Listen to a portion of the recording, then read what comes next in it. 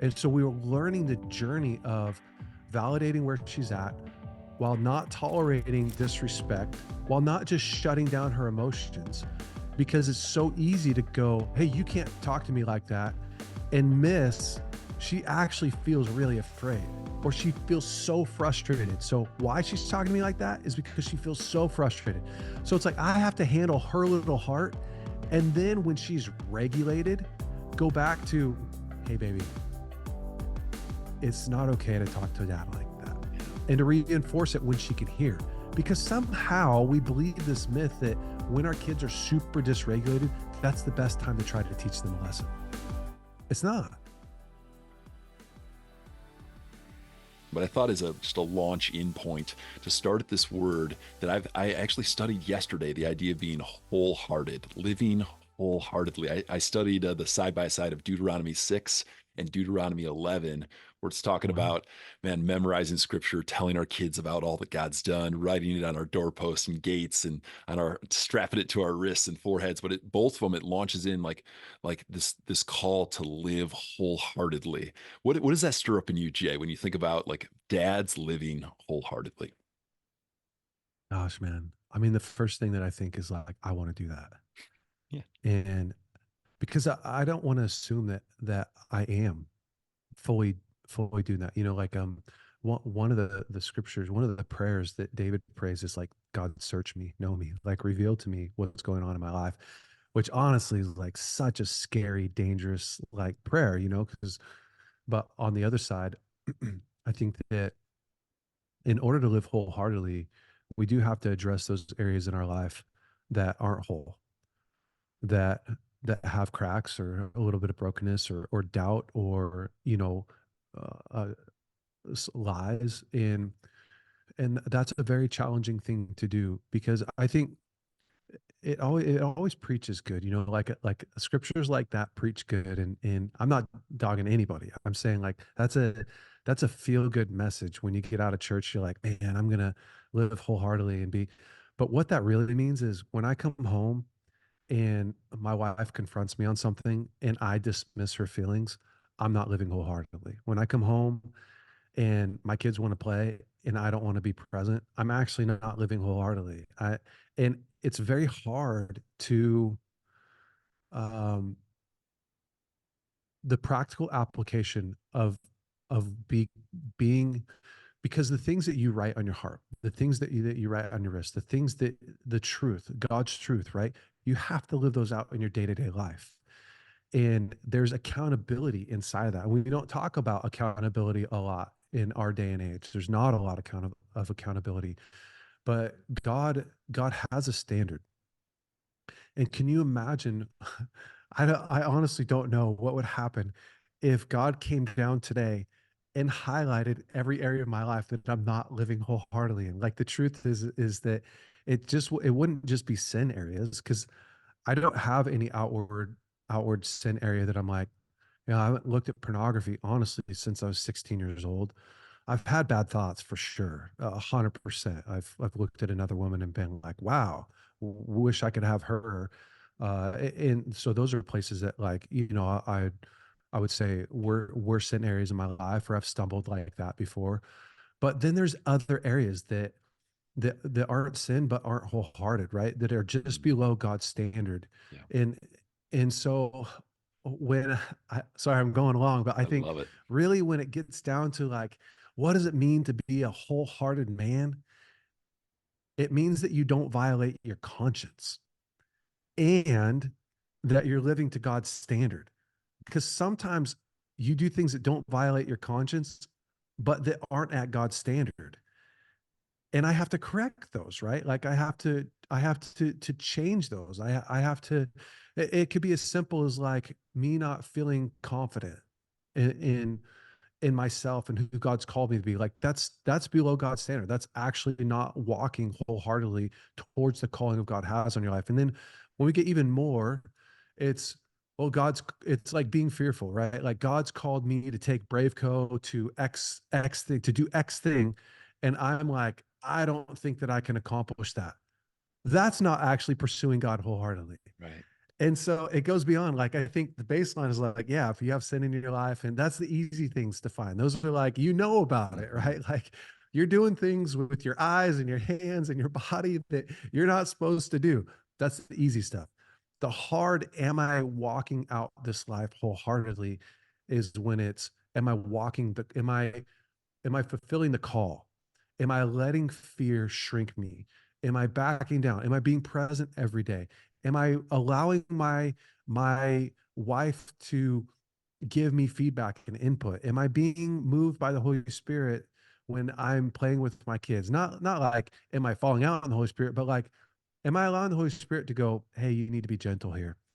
Hey, actually you told her no, but she's really going through something hard. You need actually need to listen to what she's going through. Don't just tell her no." You know, it's those kinds of things. Like when I think about being a wholehearted man, a man after God's heart, it's tough. Yeah. It's tough. It's really being intentional and being tuned in and turned on to what is God doing in my life right now? And am I being attentive? Am I a steward of all that he's doing in my life? Yes. When I think of a gauge of a dashboard on my living wholeheartedly, for me, the 5 people that help me most with that are my 4 little daughters and my wife, and it's I Yeah, just see in those interactions, it's most clear. No, I was lacking there. Oh, I missed it there, and, it's they have true. tons of grace, tons of forgiveness, but you mentioned, your wife and dismissing her feelings. That'd be an example of like, no, that wasn't wholehearted, but I wanna go into that relationship. For us that are married, you wrote a couple statements. I think I found this on your Instagram. I can't remember. I pull all kinds of things preparing for these conversations. But you talked about a Awesome. turning point in your marriage. And you said, when I quit trying to talk my wife out of her negative emotions, instead, I just met her there where she was at. And you went on to say, my wife's emotions were not something to fix, but something to connect to. Now, I read that this morning in preparation. If I would have read that yesterday morning, it would have That would been help. really good. It would have been really good for, Me too. Michelle and me. So, would you take us into that topic of like, man, how do we live wholeheartedly into that connection and that place of not trying to fix? Yeah. So I used to think that um I used to think that I was doing a great job by not having very many needs in a relationship. You know, not being tough, not being tough to live with, and that I could take a lot, I can handle a lot. I could really meet a lot of my wife's needs, and but really what was happening is, so I was very high pleasing, like which isn't bad as a personality type. I am just by nature high pleasing. You by nature are high pleasing. Um, you know, it's part of like the counselor in us. It's part of the pastor in us. Is like I really, really want to help people, and I really don't want to be a burden. That's all good. But what also was happening in me, more importantly, was I was afraid.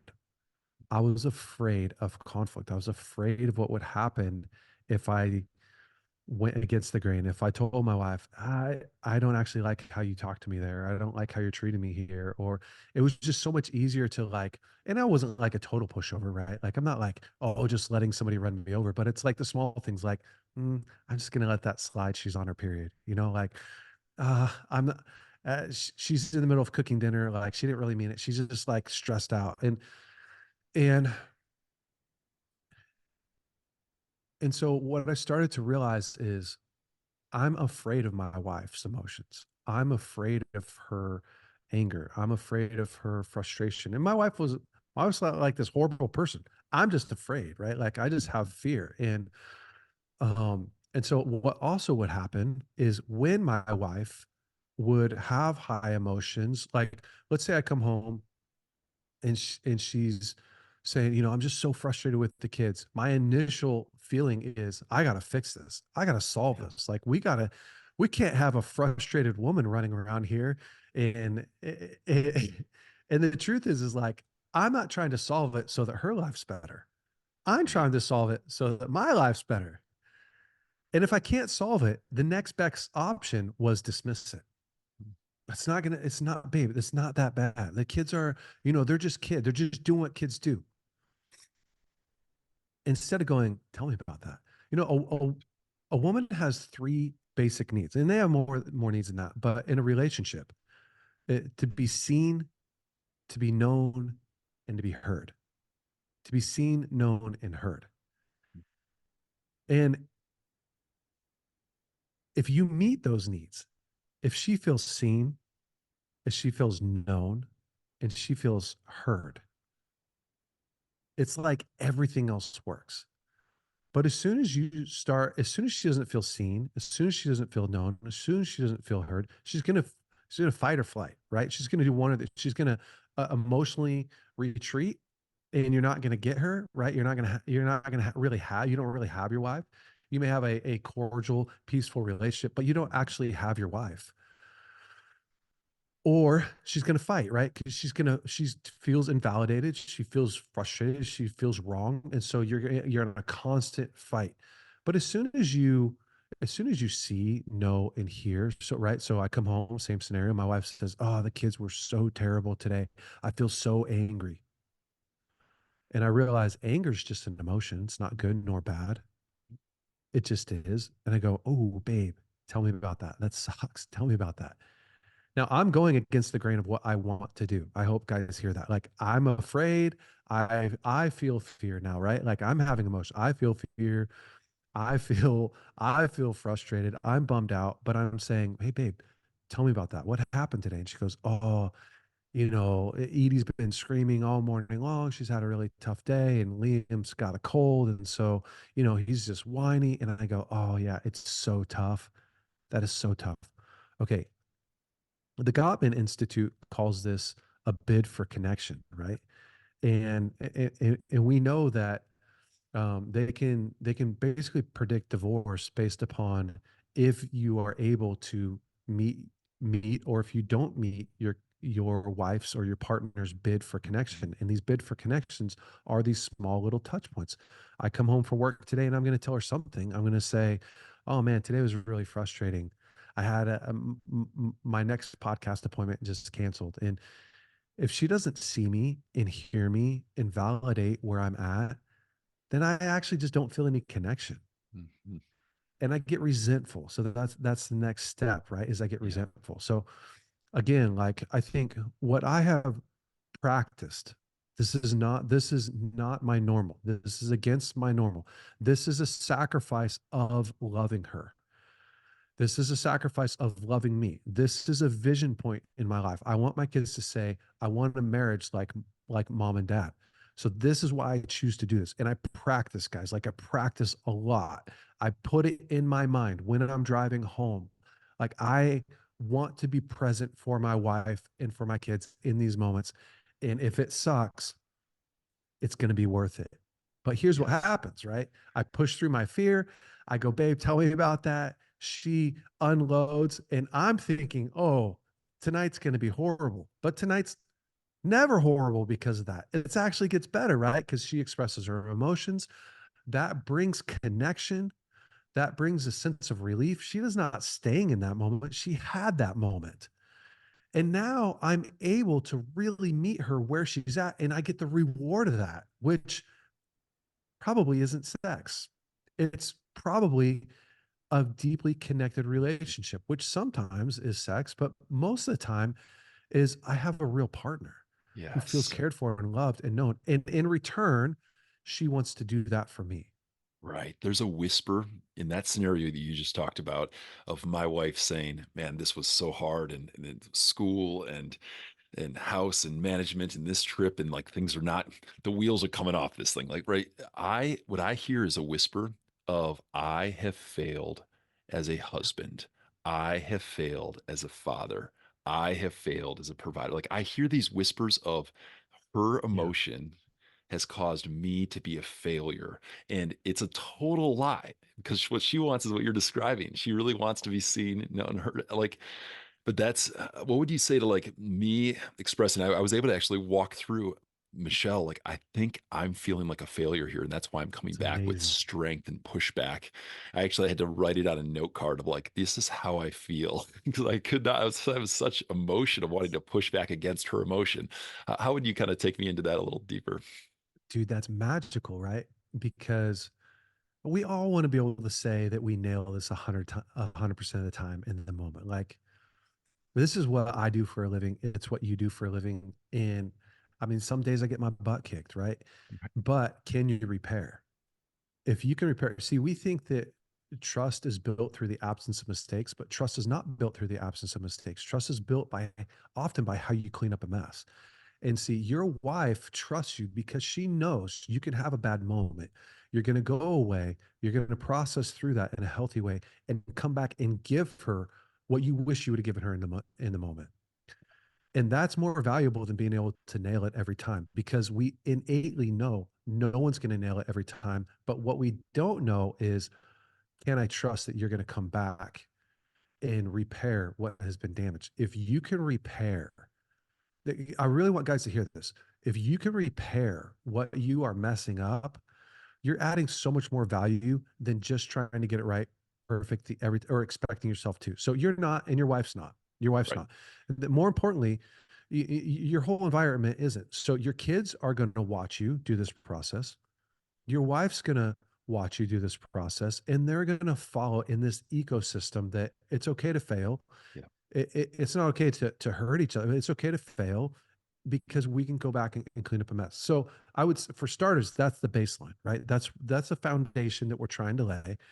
And I think as you get really good, now what we're talking about is can you be self-aware with what you're really feeling, what you're really needing, what's really going on inside of you. And self-awareness really is the key here. And we can give some tips and tools for that. But that's really what's happening, right? You come home, your wife's talking to you, and you're feeling shame, you're feeling guilt, you're feeling some sense of remorse, whatever, anger. And if you're self aware enough, you start to realize, oh, shoot, I'm feeling guilt, I'm feeling shame, I'm feeling remorse. You could even stop right there and just say, gosh, babe, I feel a lot of shame right now. I feel a lot of guilt. Like, or you can put that on the shelf and go, okay, that's what I'm feeling. I don't know that that's true. You could be the scientist. I don't actually know that that's what she's saying. And you can just meet her where she's at. My wife and I have a saying that you can really only process one person's needs and emotions one at a time, right? Yeah. At a time. And so it's so much better if you can just kind of like shelf what you're feeling for the moment and really deal with her, really meet her. And if she wants to tell you, hey, I feel really frustrated at your lack of, you know, parenting me or parenting the kids, and that felt, then allow her to say that. Mhm. Otherwise, go, oh, tell me about that. Ooh, Yeah. tell me about that. So then, the next, like if you have some key phrases, if guys just have some key phrases that they know they can practice, and honestly, it sounds really dumb, sounds really scripted, but that's what you need because in the moment you're scared. So your adrenaline's pumping, you feel like you're in a fight. If you can just say, hey, tell me about that. Um, or wow, that sounds really hard. Um, what do you need? Amazing, right? She's going to meet you in that moment and unpack more. And later you can go on and say, "Gosh, when you were talking about that, I just felt like a failure." Um, Yep. but you can always address that later. So tactically, this happened like 3 nights ago. This is fresh stuff here. I I love it. I was able to capture what you just said as far as no, we really need to stay focused on one person at a time. And I actually used the tool. I used Voxer from she was in the house and I said, hey, let me just give me 5 or 10 minutes, just process, pray.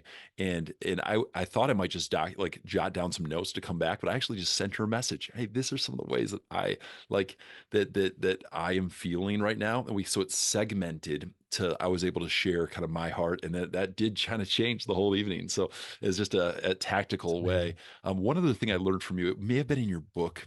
Jay, or maybe it was also Instagram, which has been great. And I'll link your Instagram to make sure our community is Cool. following you. Yeah, But thanks. you talked about this conversation hack of, man, how do you want this conversation to end?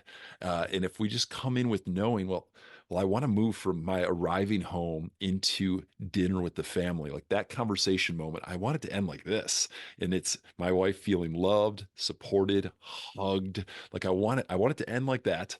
Well, that kind of Mm. changes how we approach and enter in. Could you unpack that a little Yeah, further? that was great. And I got that from John Gottman. So I wish it was mine. I wish I had all the science behind that. But I implemented this probably like 10 years ago in my life. And it's as a counselor, even it's a game changer. But it works so well with confrontation. It works with your wife. Like when couples get in a really tough spot, all you have to think, and we all do, right? Like, oh, you screwed it up. So it's one thing when you didn't screw it up. It's a whole nother thing when you screw it up. This is where this tool is magic because you're coming to do a repair attempt. You're coming back to like try to fix things. If you can think, how do I want this to end? Grab that piece and make that your starting point with her verbally. So um let's say that I dismissed my wife's feelings and I said, babe, like you're blowing this out of proportion, it's not that bad. And now she's pissed off and she goes, I don't want to talk. Like when my wife goes, I don't want to talk anymore, I'm like, frick, dude, I've just really blew that up. So I at that point I'll say like, yeah, I get it. I'll walk away and think through like I really messed it up. Mm. So my repair, I'm going to come back and I'm going to say, um, hey, I know that I dismissed your feelings and that I know that that's really painful. I don't, you don't deserve that. And I don't want you to feel dismissed. And because that's how and if I jump into, I want to feel connected to you. I want you to feel seen. I want you to feel known. I want you to feel heard. That's the whole start of a lot of guys will come back and say, listen, you're so frustrated about something that happens every day. You're so frustrated about Edie and Liam, having a hard moment. It has to be okay that the kids have a hard moment. You're back in the fight. Still feels dismissed, still feels, doesn't feel seen. Another scenario is I had something really hard happen and I need to confront somebody they don't know about it. If I start with, hey, I want to share something with you and I'm doing this because I want to feel connected. I want to feel known. At the end, like I want you to know where I'm at so that we can solve this problem. You just set them up for success. And now I'm going to use the tool and the principle of talking about myself, right? Not talking about them, but talking about myself. So that would be the next plug Mhm. and play in there. It's like start with the end. Yep, So the principle is if a how you start a conversation decides how it ends with 80% accuracy. that's it. So that's where it starts. I'm the I don't think it was the Gottman Institute that said start with the end in mind, Okay. but I've learned that if you start with how you want things to end, if you grab that and put it in the beginning, it's magic. They just say a soft start, a soft startup decides how the whole conversation goes. Okay. This is so helpful. I would stay, the last 10 minutes of this conversation, JJ. I want to stay there longer, but Okay, cool. there's so many other areas that I wanted to ask you about, and for specifically dads with a 4-year-old, 2-year-old, because kind of the phase of your littles. You got your adult kids, and then you got the two littles. Yeah. Um, I just thought it'd be helpful to go this direction for a little while here of what have you learned the last few years since we connected last for the last Dad Awesome Yeah. podcast? Like, are there some learnings that you could be like, hey, Yeah. this has got to be transferable to the Dad Awesome I'm community? I'm relearning everything. and and I don't want to. I'm not like, oh, I'm rewriting the book on. I'm not rewriting any book. I'm relearning. I did parenting, for those of you that don't know, I have a 24-year-old, a 22-year-old, a 20 and almost a 20-year-old and from my first marriage. So I'm remarried. We went on this I don't know, 9-year infertility journey with my now wife. And so it took a long time to have kids again. And now I'm doing it over again. And I thought that's going to be, not easy, but I know what I'm doing. And the truth is I know what I did. And, but what I'm doing now, so where I'm at now, my daughter has some sensitivity issues, some sensory issues, and or challenges, whatever you want to call them. I don't even know correct term, but some challenges. And so, putting on pants when she turned 3, my mother-in-law passed away, and we went down there for 5 weeks to South Carolina, and we were in her home for 5 weeks, and it was very, very hard on my 3-year-old to watch her grandma dying. Yeah. And and so that kind of kicked in what was already tough, kind of made it really tough. And so, my old way of parenting was just love and logic, which was great. And works if you have normal, easy kids, like it works, and you think that you're the best parent in the world. I've got a lot of friends who think they're the best parent in the world. You're parenting kids that are fairly easy, and that's fine. That's great. Like, I hope that's all everyone has. Um, but what I learned is my love and logic style is fairly dismissive of what she's really going through, and it values compliance more than it does emotional connection. And so I am we have my daughter in some play therapy and some listening therapy as well, which has helped immensely. But what's honestly helped the most is Lauren and I are in therapy with the therapist learning. So I'll give you an example. 5:30 this morning, 5:40 this morning, my daughter's calls out my name, Dad. So I go in there, and she's ready to get up. So I know that I'm going to play on the ground with my daughter. Well, I played on the ground with her for the next hour and 20 minutes. And I'm going to interact in a way that's engaging, that's curious, and so before, love and logic me would have, we're not ready to get up. This isn't the time to get up. And, Yeah. you need to stay in your room, and then she's going to cry. And hey, if you're not fun, like you're not being fun. And so I'm just realizing, like, everything to me now, everything is happens through emotional connection. She still needs to fear God. She still needs to respect mom and I. And so we were learning the journey of validating where she's at while not tolerating disrespect, while not just shutting down her emotions, because it's so easy to go, hey, you can't talk to me like that, and miss she actually feels really afraid, or she feels so frustrated. So why she's talking to me like that is because she feels so frustrated.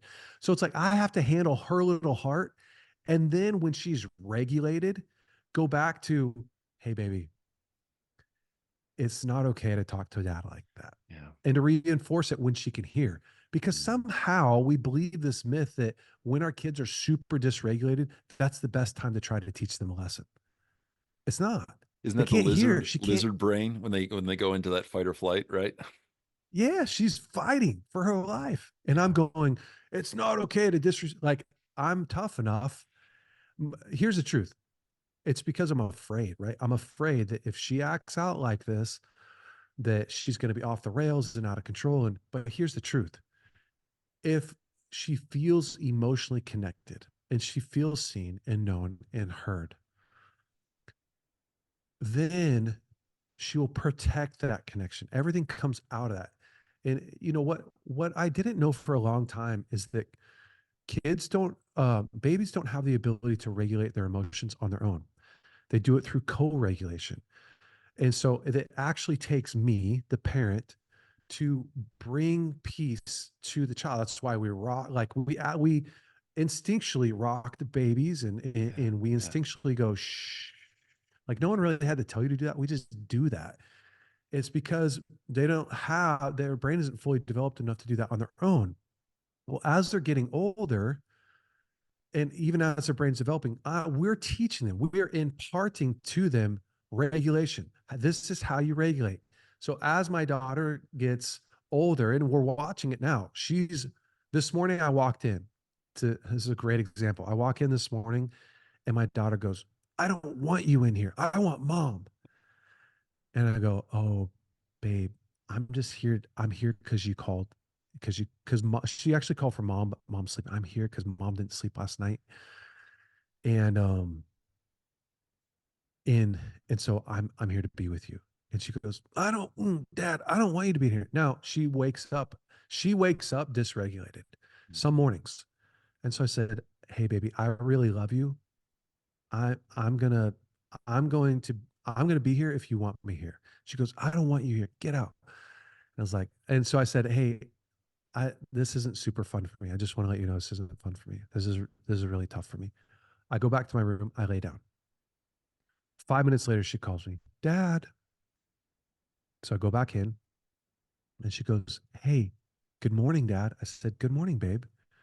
She said, can I get up? Is it morning time? And I said, you can get up. And what do you want to do? You want to play? Yeah, let's play. Well, she's learning. She used to stay in that mode until I found a way, I would find a creative way to get her to interact with me, to help her regulate, to get out of that mood. Now we've over time helped her learn that she can make a decision. She can climb the happiness ladder and she can go from a place of being unhappy to happy. And so she's literally doing that on her own now in repairing, right? She's coming to a place where she goes, oh, I'm really dysregulated. I actually didn't feel good with what I did with dad. That wasn't fun for me. Mhm. I want to have a fun morning. I'm going to try again. And I get to go in and we had a great morning. She didn't actually freak out at all. I'm learning. I'm learning and I'm growing. Where I'd have felt really disrespected.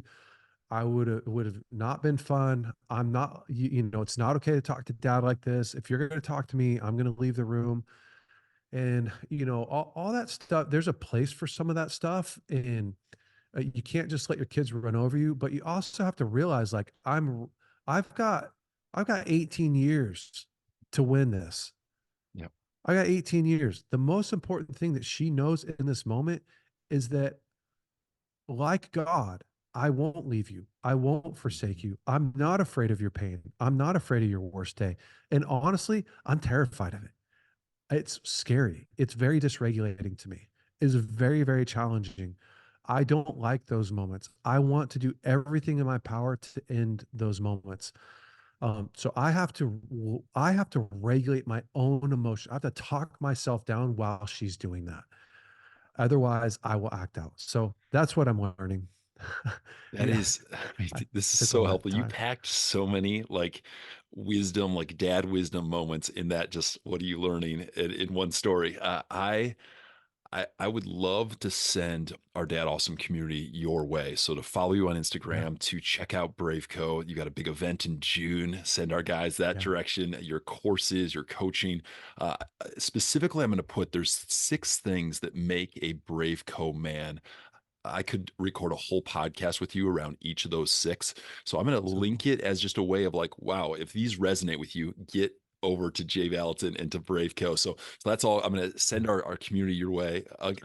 So grateful for you and so like Jay, the level that you instead of trusting your feelings, your emotions, in that story you just told, the amount that you're like, I'm going to be aware that this and this and this are Yeah, firing within me, but I'm going to bring a presence of peace to my daughter. I'm going to bring my strength and awareness that I have a lot more years lived than she does in this moment. I'm going to walk with steadiness back to the bedroom and then just like look at what happens when we enter versus trying to come against that. That's not what you should be doing in this moment. So there's so much there. I'm so grateful for you. Was hoping you could just pray over all of us as we end our time. I can 100%.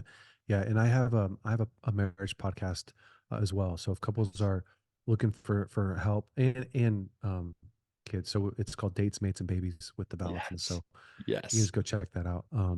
Father, thank you so much for what you're doing in our lives. And Lord, being a man, being a husband, being a father is a tough job.